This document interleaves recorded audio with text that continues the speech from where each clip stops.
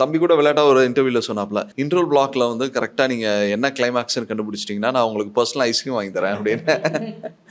அது உண்மதான். ஏன்னா, இந்த கிளைமாக்ஸ வச்சு தான் நான் இந்த ப்ராஜெக்ட் வந்து சூப்பர்ன்னு சொன்னது. பிகினிங்ல கதை கேட்கிறப்ப. கேஜி சரி இந்த படம் ப்ரொடியூஸ் பண்ண ஒத்துக்கிட்டது. எல்லாமே அந்த கிளைமாக்ஸ வச்சு தான். இப்ப படம் பார்த்து நாங்க எதிர்பார்த்த அதே இம்பாக்ட் வந்து வந்ததுக்கப்புறம் பார்த்தீங்கன்னா, இப்ப producers Azhagar very happy. Dhananjayan sir அதே மாரி தான். படம் பார்த்தோனே புடிச்சிருந்தது.